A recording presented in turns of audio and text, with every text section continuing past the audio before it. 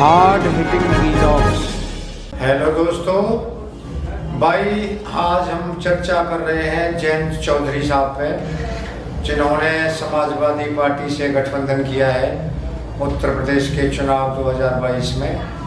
आप जानते हैं कि पश्चिमी उत्तर प्रदेश में उनकी कुछ वोट बैंक है और किस तरह से समाजवादी पार्टी ने गठबंधन कर करके आपने देखा होगा कि 2019 के लोकसभा चुनावों में भी गठबंधन किया था। चौधरी अजीत सिंह थे तब, अब तो खैर वो नहीं रहे, तब भी गठबंधन किया था।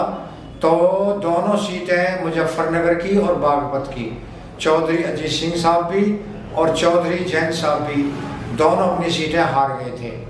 और हालांकि वो नेक एंड नेक फाइट हुई थी, नेल कटिंग फिनिश हुई थी और करीब जो है 5,000 का ही अंतर था जो दोनों सीटों में था और दोनों सीटें अपनी गंवा बैठे थे दोनों चौधरी।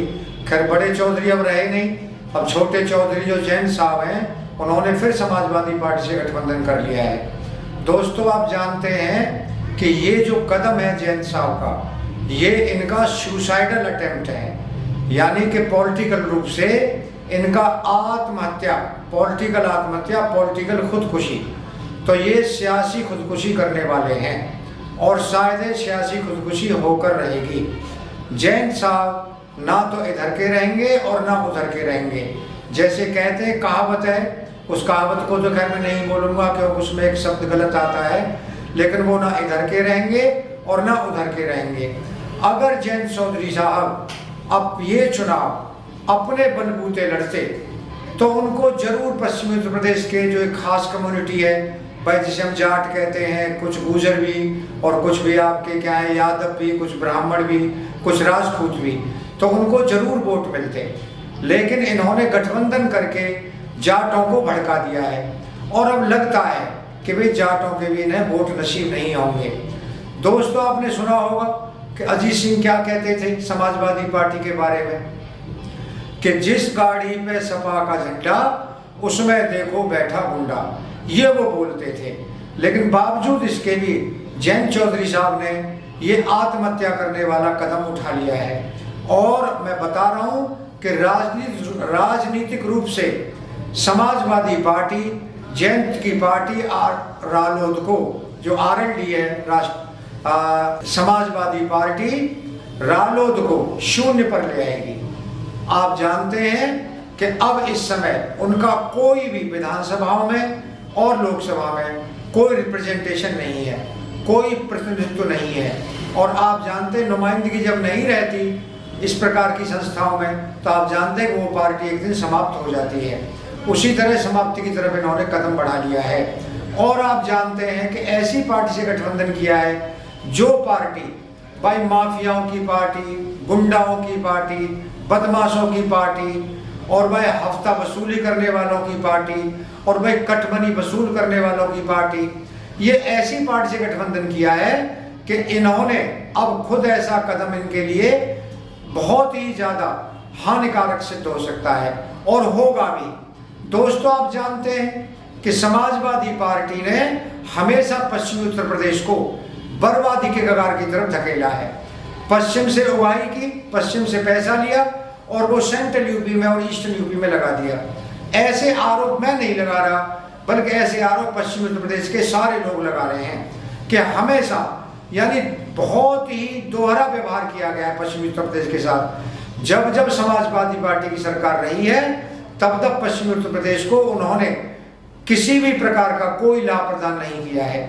और आप जानते हैं उसके बावजूद भी इन्होंने कर लिया, क्योंकि जो जाट कम्युनिटी है उसको जयंत साहब से कोई आपत्ति नहीं है, उन्हें आपत्ति है समाजवादी पार्टी से, क्योंकि समाजवादी पार्टी ने हमेशा जाटों को कभी भी क्रेडिट नहीं दिया। कभी जाटों ने वोट भी उन्हें डाला होगा तब भी वोट नहीं दिया।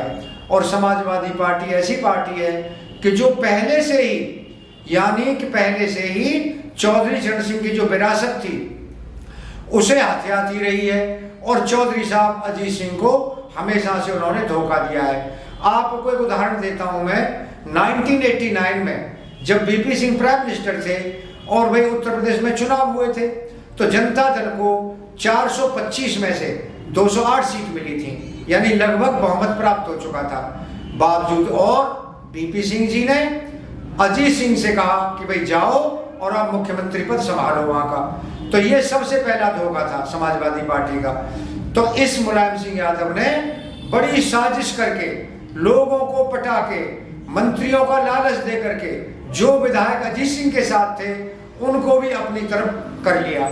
और अपनी तरफ करने के बाद वहां पे एक ड्रामा रचा गया विधानसभा में कि भाई यहाँ पे हम जो बहुमत सिद्ध करेंगे और जिसके ज्यादा वोट होंगे वही मुख्यमंत्री बनेगा। और आप जानते हैं अजीत सिंह उस समय राजनीति में नए नए थे, वो नहीं जानते थे कि मुलायम सिंह जो किस प्रकार की घातक चाल इनके साथ खेल रहा है। वो इसके बहकावे में आकर के उन्होंने विधानसभा में बहुमत का प्रस्ताव स्वीकार कर लिया और इस तरह वहां से गिरावट की तरफ जो है राष्ट्रीय लोकदल आने लगा। और आज राष्ट्रीय लोकदल की ये हालत है कि वो कहीं का भी नहीं रहा, न घर का न घाट का। और आगे इन्होंने समाजवादी पार्टी से गठबंधन करके अपने पांव पे खुद कुल्हाड़ी मार ली है। दोस्तों आप जानते हैं कि वोट तो पड़ेंगे क्योंकि भाई चौधरी चरण सिंह साहब का क्लाउट है पश्चिमी उत्तर प्रदेश में, उसका इन्हें फायदा जरूर मिलेगा। लेकिन समाजवादी पार्टी से गठबंधन करके इन्हें बहुत बड़ा नुकसान होने जा रहा है।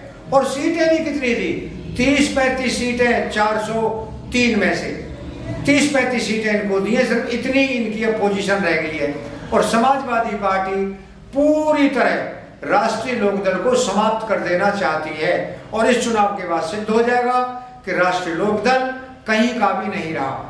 अगर मान लो ये खुद ही चुनाव लड़ते अपने बलबूते पर तो जरूर इनको वोट मिलते और जाट समुदाय जरूर इनको वोट देता। लेकिन समाजवादी पार्टी से गठबंधन करने के कारण अब भाई इनका कोई किसी प्रकार का